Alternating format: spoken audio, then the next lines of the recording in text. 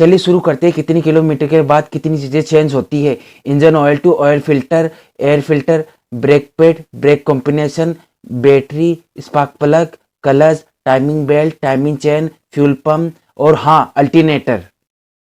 और हाँ शुरू करते हैं बिना टाइम गवाए हुए।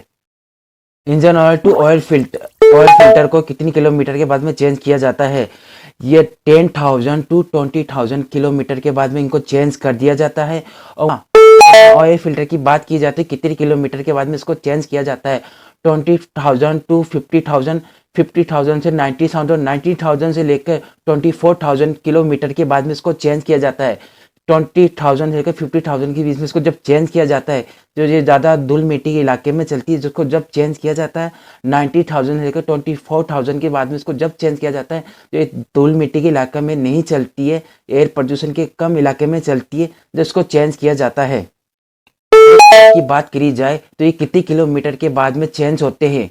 ये 30,000 से लेकर 35,000 से लेकर 50,000 से लेकर 1,00,000 के बाद में इनको चेंज करवा लेना चाहिए ये। और हाँ 30,000 से लेकर 35,000 तक अंदर चलती है तो ये अच्छा माना जाता है, ये अच्छे कंडीशन में रहती है। और 50,000 से लेकर 1,00,000 तक चलती है तो ये पूरी तरह से ख़त्म हो जाती है, इसको चेंज करवा लेना चाहिए। ब्रेक मिशन के बारे में कितने किलोमीटर के बाद में इसको कब चेंज करवाना चाहिए। 20,000 से लेकर 50,000 तक चलते हैं तो ये अच्छे माने जाते हैं। और दूसरा 50,000 से लेकर 1,00,000 तक चले जाते हैं तो ये एक तरीके से ख़त्म हो जाते हैं और इनका काम होता है सिर्फ गाड़ी की रफ्तार को धीमा करना। बैटरी की बात करी जाती है 4 ईयर से लेकर 5 ईयर्स तक इसकी लाइफ टाइम होती है। बात कर लेते हैं वो है प्लग। स्पार्क प्लग को आपको कब चेंज करवाना चाहिए, कितने किलोमीटर के बाद चेंज होता है, कितने किलोमीटर के बाद इस पर ध्यान दिया जाता है। और रही बात इसका कारण क्या है, स्पार्क प्लग को आप 8,000 टू 1,38,000 के बाद में इसको चेंज करवा लेना चाहिए या चेक करवा लेना चाहिए। इसका कारण होता है एयर फ्यूल को मिक्सर हुई हवा को कंप्रेस होने के बाद में जलाने का काम करता है। अगर हम वही बात करें क्लच किलोमीटर तक चलती है, 1,50,000 किलोमीटर तक क्लच प्लेट चलती है, उसके बाद भी इसको चेंज करवा लेना चाहिए। टाइमिंग बेल को कितनी किलोमीटर के बाद में चेंज करना चाहिए।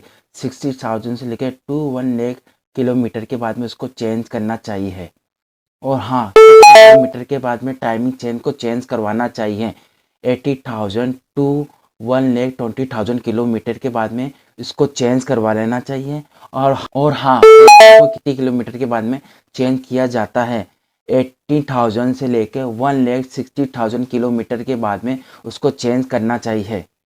और हाँ अगर अल्टरनेटर की बात करी जाती है कितने किलोमीटर के बाद में कब चेंज होता है, 80,000 से लेकर 1,50,000 किलोमीटर के बाद चेंज होता है ये। और हाँ इसकी लाइफ टाइम की बात करी जाती है 7 ईयर्स तक लाइफ टाइम होती है और ये अच्छा परफॉर्मेंस भी करता है।